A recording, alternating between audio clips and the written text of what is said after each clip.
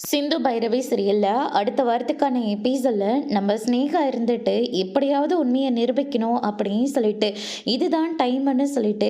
அந்த சின்ன பையனை கூட்டிகிட்டு போய் இங்கே பாரு உங்கள் அம்மாவுக்கு ஆப்ரேஷன் நடக்கணும்னா குறைஞ்சது ஒரு 15 லட்ச ரூபாயாச்சும் ஆகும், அவ்வளோ பணம் உன்னால் கட்ட முடியுமா அப்படின்னு சொல்லிட்டு கேட்ட உடனே இல்லைங்க எங்களால் அவ்வளோ பணம்லாம் கட்ட முடியாது அப்படின்ற மாதிரி சொல்லிடுறாங்க.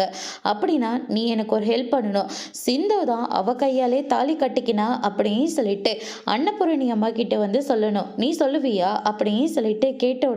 உடனே அந்த பையனோட அம்மாவும் அம்மா உனக்கு வேணும்னா நீ இந்த உண்மையை சொல்லிதான் பார்க்கணும் அப்படின்ற மாதிரி சொல்லிடுறாங்க. அதுக்கு அடுத்ததா அம்மா நீங்க எங்களுக்கு வேணுமா, அதனால நான் எல்லார்கிட்டையும் அந்த விஷயத்த நான் சொல்லிடுறேன் அப்படின்னு சொல்லிட்டு அந்த பையனோட உதவியால சிந்து வந்து அவங்களே தாலி கட்டிக்கினாங்க அப்படின்னு சொல்லிட்டு அன்னபூரணி கிட்டே சொல்றதுக்காக அந்த பையனை கூட்டிட்டு போறாங்க. இனி இந்த விஷயம் அன்னபூரணிக்கு தெரிஞ்சா